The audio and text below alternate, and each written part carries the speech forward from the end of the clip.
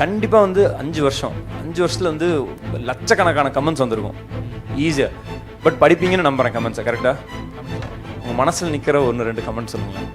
ஆனால் அது நிறையா கமெண்ட்ஸ் இருக்குதுண்ணா. அதாவது நம்ம வீடியோ போட ஆரம்பித்த ஒரு 2000 சப்ஸ்கிரைபர் இருந்திருப்பாங்க, சரியாக தெரில. அந்த டைமில் ஒரு அண்ணன் ஒருத்தவங்க கமெண்ட் போட்டிருந்தாங்க, இந்த சேனலை நோட் பண்ணி வச்சுக்கோங்க, இவங்க வந்து வருங்காலத்தில் ரொம்ப பெரிய சேனலாக வளர்ந்துருப்பாங்க, இவங்களோட வீடியோ குவாலிட்டி, வீடியோ எடுக்கிற விதம், அவங்க பரிமாறுற விதம் எல்லாம் அந்த அளவுக்கு ஒரு இதாக இருக்குது, கண்டிப்பாக இவங்களோட நோட் பண்ணி வச்சுக்கோங்க, இவங்க வந்து ஃப்யூச்சரில் பெரிய சேனலாக இருப்பாங்க அப்படின்னு நம்புகிறோம். இப்போதைக்கு இருக்கோம், ஆனால் அந்த அண்ணன் பேர் தெரில. கமெண்ட்ஸ் போட்டவங்க பேர் இப்போ கமெண்ட்ஸ் மட்டும் இன்னும் எங்களுக்கு ஞாபகம் வந்துகிட்டே இருக்குது. ஏன்னா அவங்க சொன்னபடியே நடந்துருச்சு.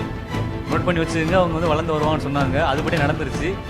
ஸோ நடந்ததுக்கப்புறம் அந்த கமெண்ட்டை மறக்கவே முடியாதுல்ல என்றைக்குமே. எவ்வளோ வளர்ச்சி பண்ணாலும் அவங்க சொன்ன வார்த்தை நடந்துருச்சு இல்லை. ஸோ அந்த கமெண்ட்ஸை மறக்கவே முடியாது. ஏன்னா அவங்க சொன்னது 2000 சப்ஸ்கிரைபர் இருக்கும்போது சொன்னாங்க. சொல்லும்போது எங்களுக்கு நம்ம எதை வச்சு சொல்கிறாங்க, நம்மக்கிட்ட அவ்வளவு என்ன பிடிச்சிருக்கும் போது சரி ஓகே, இன்னும் கேமரா குவாலிட்டியில் வந்து எங்களை நம்புறதை விட நீங்கள் அதிகமாக நம்புறீங்களே அப்படிங்கிற ஃபீலிங் இருந்துச்சுல்ல. ஆமாம் ஆமாம், அந்த நம்பிக்கை தானே நமக்கு ஒரு உற்சாகத்தை கொடுக்குது. எல்லாமே அந்த மாதிரி கமெண்ட்ஸ்லாம் வந்ததுக்கப்புறம் தான் ஒரு நமக்கு ஒரு நம்பிக்கை கொடுத்து, ஒரு உற்சாகம் கொடுத்து இவ்வளோ தூரம் வந்திருக்கோம். கண்டிப்பாக. உங்களுக்கு பிடிச்ச கமெண்ட்ஸ் உங்களுக்கு வந்து? நான் வந்து 2 கேட்டகரியாக சொல்லலாம். ஃபன்னி கமெண்ட்ஸ் நிறைய வரும். ரொம்ப ஃபன் பண்ணுற மாதிரி.